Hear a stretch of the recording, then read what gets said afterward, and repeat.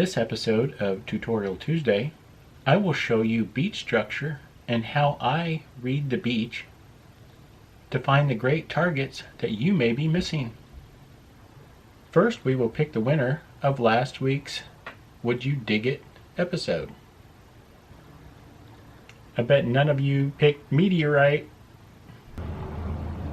Okay guys, to everyone who said they would not dig it, you missed out on a great opportunity and a huge payday. Guys, I look for these, I love these, and they are different broken sounds all the time depending on the metal they're made with.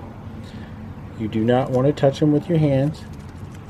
Alright, the powder's on the inside of this glove, guys. This one is not gloved, alright, so I only handle it with the gloved hand, and I'm only doing this once. The owner's on it, or the guy's technically the owner, right? Already sold it.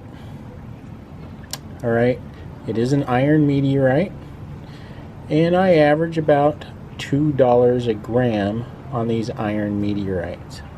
So let's just carefully take a look. As you can see, the fusion crust is starting to rust.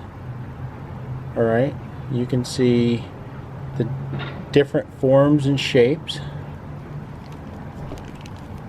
You can really see the fusion crust on this side of it right here. Let's spin that around. Really see the fusion crust on here. Some of it is falling out of the sky and just burning. And that's why they call them falling stars, right? When they're burning, that's how bright they are. Gives them that black coating. Guys, I am going to carefully just put this right back in, as the owner does not want my handprints. And guys, I carry a plastic bag. I know you guys didn't see me dig this out of the hole, but I put it in a plastic bag immediately before I reburied it. Okay? So guys, I thought it was an awful target, and I will tell you, I thought it was a tent stake. Alright, probably a tent stake next to a bottle cap. And then I went one way, it sounded like a bottle cap. I went another way, it sounded like a tent stake. And the only thing is, tent stakes turn to have high chirps, you know, in the on the knocks, high 20s and 30s. Let's go ahead and shut this off. So guys, 3 pounds, $2 a gram. Let's go do the math. So guys, I got $2 a gram for this meteorite. At 3 pounds for the meteorite, that'd be 1,360 grams. But 20% of it needs to be donated to science, and that's the identification of this meteorite. So this meteorite gets identified. I also provide them with GPS coordinates of where I found it, so they can do their science, right? So minus 20% of 1,360 is 272. That means 1,088 grams, guys, at $2 a gram. So guys, just to let you know, I got 2 grand for it. Right off the bat, got 2 grand. I could have got a little bit more, and I still average about $2. It's a nickel iron meteorite. They're very, very common. They're not uncommon. I mean, all meteorites are supposedly uncommon, but guys, you can find these. I found a small little fragment of a meteorite in the Rouse parking lot a couple years back. It just saw it. You know, I can identify meteorites. Guys, and that's one of the things you guys need to know. If you can't identify meteorites out in the detecting world, you're missing out. And if you're thinking they're hot rocks, you're missing out on a lot of revenue, guys. I find meteorites to the scale of about 3 to 4 a year on the beach. Okay, I don't field hunt much, but I know if you're in Nebraska and Kansas and parts of Colorado, a lot of those meteorites contain olivine, which is on Earth we call them peridots, or gemstones on the inside. I've always wanted to find one of those, and you make a ton of money on slicing those and selling the slices. So meteorites are important, guys, and I'll tell you straight up, I thought it was a tent stake. Thought it was a tent stake. and a bottle cap nearby. I think I said that already. So guys, I did get $2 grand for it. That's a heck of a find. And don't forget, meteorites are a detectorist good friend, and don't think they're hot rocks. Sorry guys, no winner this week. Besides, that is a blessing, and I'll tell you why. The prototype beach scoops I just sent back. And I told Mr. Rosales I will give him a new one as soon as they replace it. Guys, I had mine for 4 digs and it broke. That's what happens. That's why they send me to test. I'm not easy on scoops. I do break scoops. Stay tuned for another episode of Would You Dig It at the end of this video.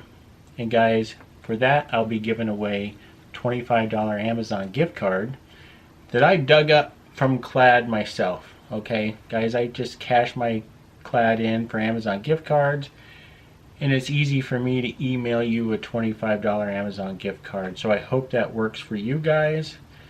So if you want to continue this Would You Dig It, I hope that works for you. Okay, so stay tuned at the end of this video and we'll do another Would You Dig It for a $25 gift card. So guys, let's take a look at how I read beach structure.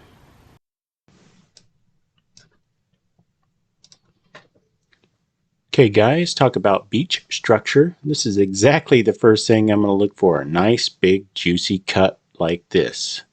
Also, my favorite is total erosion. All you need is a screwdriver, your detector, and pick the cracks clean, guys. They're a great place to hunt if it's legal. Also, an L-shaped cut that has multiple layers of black sand.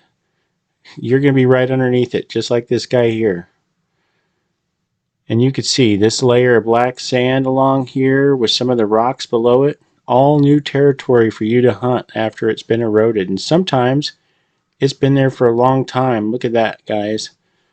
Now, I know this is Newport Beach and the erosion happens here quite a bit. So that's not an old layer, but the blacker the sand, the older the layer.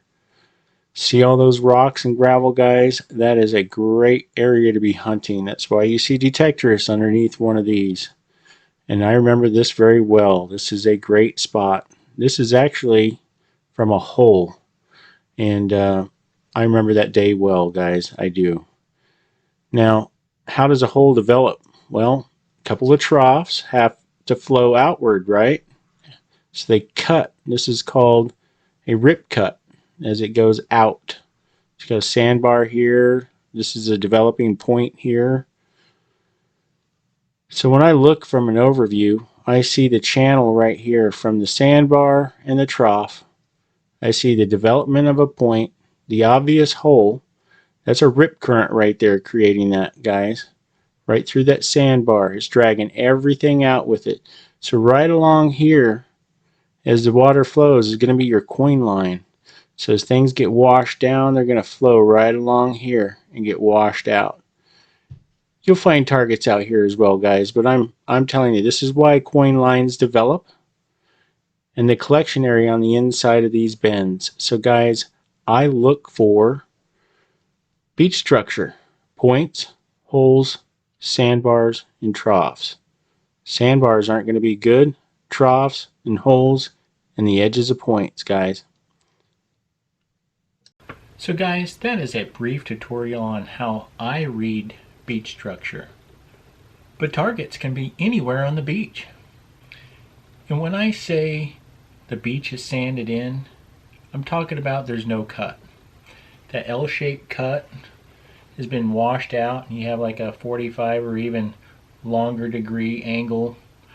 So you have a ton of sand on top of your great hunting area. So yes, those pictures you saw are all juicy cuts. You'd want to be right below them, just like you saw the images of those metal detectorists. So guys, the first thing I'm going to do before I go out and hunt is I'm going to check the weather and I'm going to check the tide chart. And second, I'm going to target the areas that had a large volume of activity and people visiting the beach, because they are the ones that are dropping the items that you want to find. And I use surf cams to check on the volume of people. and sometimes you can see developing cuts. And after selecting the beach I want to hunt, I look for obvious signs of beach structure. And if there's a big juicy cut, I'm going to drop down and metal detect right underneath it, right up to the shoreline, guys. If the beach is sanded in, I'm still going to look for the obvious signs of beach structure. Points, holes, and troughs. I'm going to target the inside of points, and I'm going to target the inside bends on a feeder trough that leads to a nice hole. Guys, when you get the eye of looking for this beach structure, it'll be obvious to you. It really will.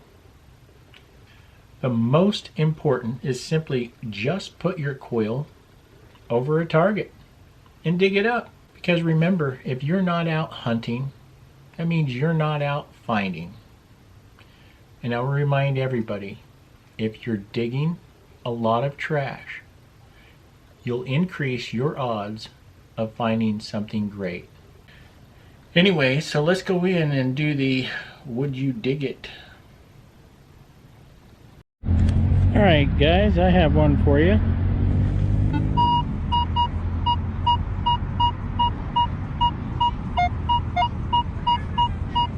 Let me put it in all metal mode.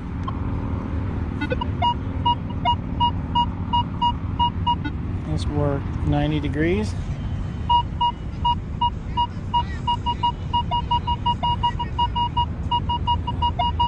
Alright guys, I know all of us are digging that. All of us would dig that. Alright, so would you dig it? And if you would dig it, what do you think it is?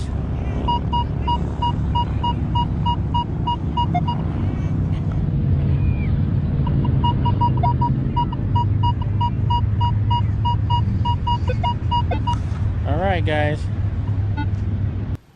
So guys, would you dig it? I dug it. Would you dig it? If you would dig it, comment below and let me know, yes I'd dig that, no I wouldn't dig that, and let me know what you think it is. And I'll be giving away a $25 Amazon gift card to many of you guys. Will probably be selecting the right answer, and I will do a lottery draw from that right answer. Okay guys? And sometimes with my would you dig it, you need to be specific. Alright, that buffalo nickel versus regular nickels.